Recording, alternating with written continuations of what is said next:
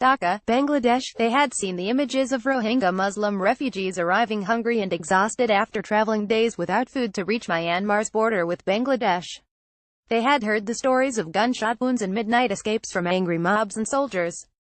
So when the rickshaw pullers, tea stall vendors and other villagers in northern Bangladesh's Mymensingh district were asked to give, they did, in days, raising $10,000 to donate to hospitals and refugee camps, helping those who fled in what is now Asia's largest refugee crisis in decades. They came forward with whatever they had, whatever they could give us, said Mohammed Abdullah Al-Kafi, who helped collect the donations and then traveled to a refugee camp to hand them out. I could not hold my tears when we got there and saw their suffering. We cried, and they cried as we distributed money. Great sympathy and some worry. The sheer need of the Rohingya Muslims has inspired similar grassroots campaigns across Bangladesh, a Muslim-majority nation in which there is great sympathy for the Rohingyas. Tales of persecution and abuse in largely Buddhist Myanmar. The government also has stepped up to provide aid, including building more camps to house the some 500,000 refugees who have arrived in just 7 weeks, fleeing what the United Nations has described as textbook ethnic cleansing. Some in this impoverished and overpopulated nation, however, have begun to worry that the staggering influx of people could sap Bangladesh's resources and push the economy, and those already struggling to compete in it, to the brink. We are glad to shelter them for the sake of humanity, said Mohammed Zakaria, who cheered Prime Minister Sheikh Hasina at Dhaka's International Airport upon her return this month from the UN General Assembly in New York. But when I think deeply, I feel uncertain. Is it good for my country? Is it okay? I don't know. Hasina has played down such fears and said that if her country has the ability to feed its 160 million citizens, surely it can find food for less than 1 million more. If necessary, Bangladeshis will eat 1 full meal a day and share the rest with Rohingya, she said last week.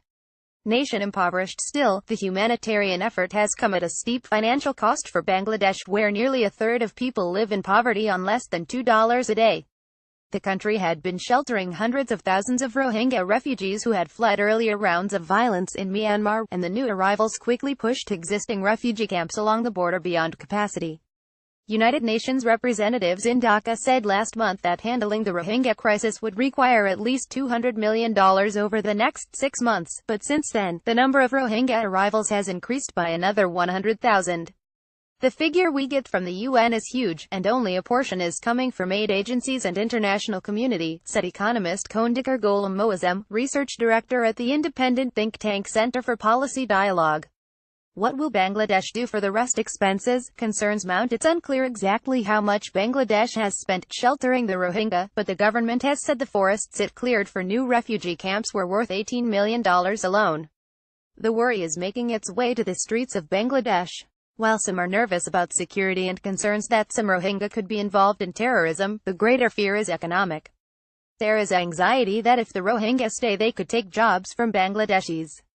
If a Bangladeshi charged 10 takas for a work, they will do that work for 5 takas and we will be in more trouble, said businessman Wasim Iftikhar.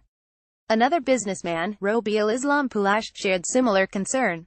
From the economic perspective, the Rohingya Muslims will not be able to join any workforce officially, he said. We will not be able to ensure their food, clothing, housing and medical facilities.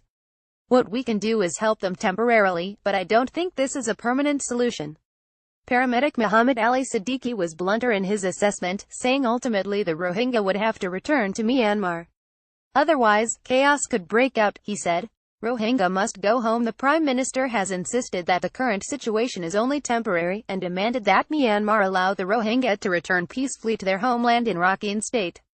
Myanmar has assured Bangladesh that it is working on a return policy, but it has given no timeline or details about when or how that will happen. Allowing the Rohingya back into the country would seem to undercut Myanmar's main assertion that there is no such ethnic group as Rohingya and those living in the country have illegally migrated from Bangladesh. Despite the uncertainty about what the future holds, everyday Bangladeshis continue to pitch in. From villages to mosques to schools, citizens have been collecting everything from cash to food to candles to spare clothing to distribute to the refugees. My daughter was very happy to donate the goods as her teacher explained the plight of the Rohingya to them, said Shushama Chowdhury, after her daughter came home from her 3rd grade class. She told me many children like her are suffering there. We must help.